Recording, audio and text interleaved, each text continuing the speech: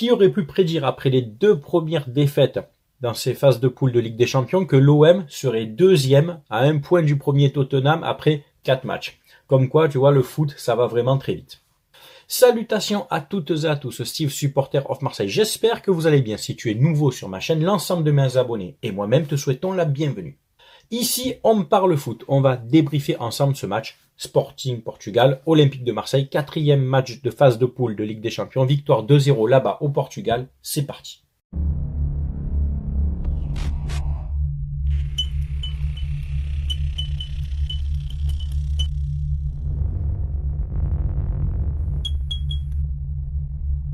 Tout d'abord, comme d'habitude, on rend hommage à tous nos supporters qui ont fait le déplacement là-bas, tous nos ultras qui ont chanté, qui ont encouragé, qui ont soutenu notre équipe tout le long du match. Bravo à vous les gars. Une dédicace aussi à mon poteau Fayal-97 sur Instagram, supporter de l'OM depuis la Réunion. Donc voilà, dédicace à toi mon pote. Grosse bise à tous les Réunionnais, à tous les supporters de l'OM à la Réunion. Allez, bise à tous. Alors la composition, Pau Lopez retrouvait une place de titulaire dans les buts. La défense du classique Mbemba, Eric Bailly dans l'axe et Balerdi cette fois défenseur axe gauche. Devant eux, il y avait la paire Rongier-Verretou, Tavares piston gauche, Klose piston droit et les 3 joueurs offensifs Guendouzi, Harit et Sanchez. Alors, le match démarre fort.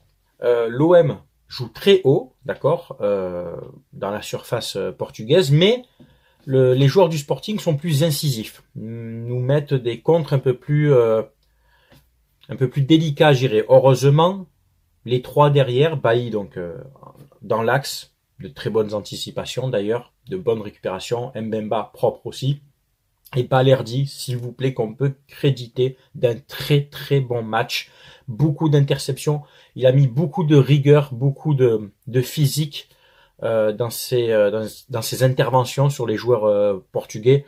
Je l'ai trouvé très bon, il s'est projeté quelques fois vers l'avant, il a récupéré énormément de ballons. Les 3 défenseurs pour moi étaient très très bons.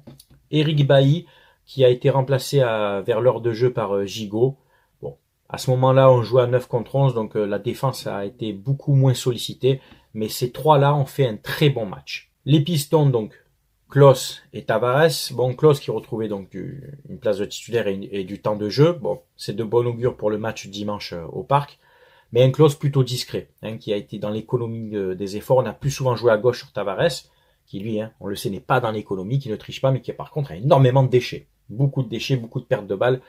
Alors, est-ce que c'est le fait justement, qu'il ne s'économise pas, qu'il fait énormément de courses, et de ce fait, donc, il perd en lucidité, il gâche un peu techniquement, il y a du déchet.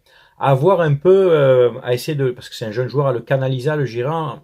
À l'époque, sous Goethals, on estimait que c'était donc la gestion Goethals, que les pistons de l'époque, Amoros, Dimeco ou après Angloma, devaient faire 3 voire 4 montées par mi-temps, pas plus, pour essayer de s'économiser les allers-retours.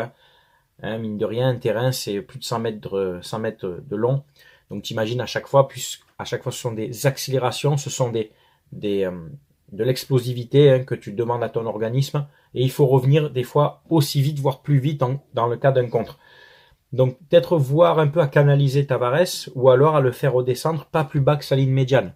C'est-à-dire de rester dans les 50 mètres adverses et en se disant, bon, c'est les milieux et les défenseurs qui vont gérer ton côté. À voir, je sais pas comment est géré avec Tudor la gestion défensive du couloir, mais Tavares qui apporte énormément physiquement, mais voilà, il y a beaucoup de déchets. Les joueurs offensifs, les joueurs à la récupération, Rongier, Verretou, pareil, très bon match. Rongier pour moi un cran au-dessus de Verretou, mais un Verretou qui retrouve un petit peu plus d'aisance technique, lui qui a été remplacé en fin de match par Pape Gueye. Bon, les deux ont été bons, et tout, pareil, à l'image de toute l'équipe, quand on était à 11 contre 9, ben forcément, ils étaient moins sollicités, ils avaient moins besoin de faire le pressing et de récupérer des ballons dans nos 50 mètres à nous. Mais voilà, il y a eu un bon travail, surtout en première mi-temps, de récupération, de sortie de ballons propres dans nos 30-40 mètres. Donc ouais, un très bon match de nos récupérateurs. Et donc devant l'animation, on avait Guendouzi, qui retrouvait une place plus haute, donc Harit, qui est pour moi l'homme du match, clairement, et Alexis Sanchez, buteur. Alors, Harit, très très bon match. J'ai trouvé dans le jeu de Harit, dans son style particulier, surtout hier soir, alors certains vont me dire le compare pas ou ne cite pas, il y avait du Neymar dans le jeu d'Harit hier, je suis désolé, il faut le dire, dans le coup de rein, dans l'explosivité, dans cette capacité à garder le ballon entre des joueurs, à casser des lignes. Il a beau être un joueur du PSG, j'ai pas honte de le citer, Harit ne sera jamais du niveau de Neymar, et encore, je lui souhaite, mais je pense qu'il y a quand même une dimension qui les sépare. Mais Harit, pour moi, hier, a fait un jeu à la Neymar quand Neymar est en forme, quand qui prend des coups mais qui se relève, parce qu'Harit en a pris beaucoup de coups hier et il s'est relevé quand même à chaque fois. C'est lui qui va chercher ce penalty sur ce ballon donné dans la surface. Le défenseur portugais, j'ai oublié son nom, donne un gros coup dans les jambes. Je trouve que c'est très mal joué de sa part. Il arrive comme une brute, ce défenseur. Il envoie le pied gauche, il donne un coup dans sa propre surface. Perte de lucidité totale. Et Harit, de par son coup de rein, est allé chercher quand même ce ballon. Et le fait de l'avoir touché en premier obtient un penalty qui est somme toute logique. Deuxième carton jaune pour ce défenseur et donc carton rouge. On joue donc à 11 contre 10. Penalty transformé avec sang-froid par Guendouzi avec l'aide du poteau et on ouvre le score. À ce moment-là, à 1-0 à 11 contre 10, tu te dis bon, ça devrait bien se passer. Mention spéciale à tous les haters encore qui nous sortent, ouais mais en gros, sans carton vous gagnez pas, l'OM a de la chance en Ligue des Champions à jouer en infériorité numérique, en supériorité numérique. Bon, je vous rappelle quand même qu'à Tottenham on a joué à 10 contre 11 et à 11 contre 11 on les tenait et c'est une fois qu'on a pris le carton rouge qu'on a pris 2 buts. C'est un peu la loi du football, tu fais des fautes, tu joues comme un boucher, forcément qu'en face. Et c'est hallucinant, on dirait que Paris n'a jamais joué à 11 contre 10. Nous, notre série de 13 défaites, je vous rappelle que plusieurs fois, on a pris des cartons rouges aussi. Bon, il faut arrêter cette propagande ridicule. Voilà. Bref, on rentre à la mi-temps à 2-0, puisque juste avant la mi-temps, on a cette occasion, encore avec un super travail d'Harit qui profite d'un bon ballon en profondeur, à la limite du hors-jeu. Accélération, il rentre dans la surface, un centre entre le gardien et le défenseur que Sanchez n'a plus qu'à pousser. Sanchez qui vient bien la couper aussi, très bon placement d'Alexis Sanchez. Et ça fait 2-0 à la mi-temps. Bon, pour moi, à ce moment-là, la messe est dite. Et je pense qu'en plus, c'est à ce moment-là où aussi le Sporting prend un deuxième carton rouge, carton jaune plus contestation. Voilà, c'est leur attaquant en plus un peu vedette, un peu star en championnat qui tourne bien, Gonçalves, qui prend donc ce deuxième carton rouge. Donc on rentre à la mi-temps à 2-0, à 11 contre 9, bon, c'est plié. Hein. Malgré que le Sporting a quand même essayé en début de deuxième mi-temps de proposer quelque chose, mais c'était trop tard. Nous après on a fait des changements, donc Gigot a remplacé Bailly, Under a remplacé Guendouzi, Caboret a remplacé Klose, tout ça, ça a permis de faire tourner à l'heure de jeu. Payet a remplacé Harit à la 70e minute, et enfin Gay qui est rentré à la fin à la place donc de Verretou. Ce qui est dommage, on va pas bouder notre plaisir, on va pas non plus être trop... Ce qui est dommage, c'est qu'à 11 contre 9, il y avait largement la place de mettre encore 1 ou 2 buts et d'arranger le goal average et d'être en confiance aussi avant de monter au parc dimanche. Ben, tu vois, les entrants, malheureusement, Under n'a pas profité de ça. Payet, peu que peu, c'est celui pour moi qui s'est le plus bougé, qui a essayé, que ce soit sur le côté gauche ou dans l'axe. Malheureusement, ces tentatives n'ont pas abouti, mais pour moi, c'est quand même celui qui a le plus tenté. Caboret, je l'ai pas trop vu. Gigot derrière c'était serein puisqu'il y avait plus d'armes offensives du côté du Sporting et Gay a très peu joué. Mais c'est vraiment dommage pour Under et Caboret qui n'aient pas su profiter de ce temps de jeu et d'apporter un peu plus. Il y avait vraiment la place en mettant un pressing, en faisant sortir un peu le bloc du Sporting et puis le prenant dans le dos ou sur de vitesse. La rentrée de Suarez, je pense, aurait été intéressante aussi peut-être. Bon alors, il a fait sortir Guendouzi et Klose pour les faire reposer avant le match au parc. Ça, je peux le comprendre. La rentrée de Payet, je peux la comprendre. Bon, Gay Verretou à 10 minutes même pas 10 minutes de la fin, tu peux faire sortir Verretou. Tu es à 11 contre 9 et faire rentrer Suarez. Tu vois ce que je veux dire? Ça va, t'as encore tes 3 défenseurs, t'as Rongier là. Bon, ça va, hein. Tu sais très bien que tu vas tenir. Fais rentrer Suarez, il aura faim. Peut-être que voilà, tu joues avec un autre attaquant devant en plus de Sanchez, tu vas pour jouer, tu vas pour t'amuser à la fin, dire t'as 2-0. Bon, ça va quoi. Comme je te dis, t'es en supériorité numérique de plus de joueurs. Moi, j'aurais tenté ça. Voilà. Après, je respecte Tudor, je respecte ses choix. L'état d'esprit était très bon hier. On voit la différence entre l'état d'esprit hier soir contre le Sporting et contre Ajaccio samedi. Tu vas me dire, oui, mais contre le Sporting, on a joué à 9 contre 11, plus d'une mi-temps.